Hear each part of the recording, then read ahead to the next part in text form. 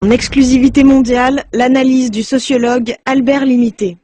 Moi, évidemment, j'ai une opinion qui est extrêmement technique, hein, étant donné ma formation, je suis sociologue, anthropologue, sur la question des décapements de la cité vénéneuse. Alors, les services de police, les services judiciaires ont traduit ça dans leur jargon à eux en crime passionnel, crime de dealer, celui qui va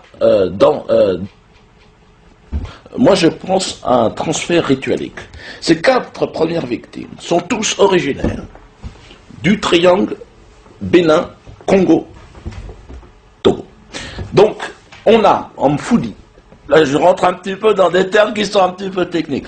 Il faut savoir, le Baoundé, en congolais en Baoundéré, se dit le Mvoratangana, celui qui va tuer, celui qui part sa tuerie, par son massacre, va intégrer la société. C'est un phénomène sociologique qui est très important.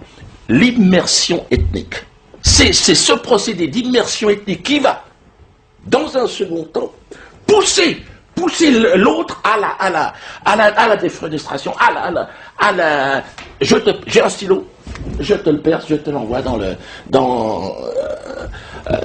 et là, moi, je vous renvoie une chose très claire. Si l'Afrique évoluait, en serait-elle là où elle en est? Et là, on est dans une tradition du Mfok Atanga, c'est-à-dire, je me trompe, mais je vais jusqu'au bout de mon erreur. C'est par là, c'est par cette initiation, c'est par ce cheminement qu'on arrive à je te touche. Voilà.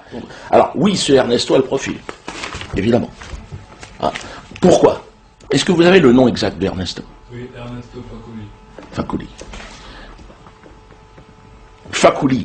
Fakoly, c'est-à-dire, il est à la fois, en termes originaires, en termes ethniques, au confluent de la Sanaga, et en même temps, de l'Euphrate du Nil, il n'en est pas si loin. Donc, on a là, en termes de culture, vraiment, si vous voulez, cette méthodologie ethnique et également qui moi, me fait dire que Ernesto est coupable. Pour moi, c'est ça, ne fait aucun doute. La police recherche actuellement le suspect numéro 1, Ernesto Fakoly. Tous les moyens sont mis en œuvre pour le retrouver.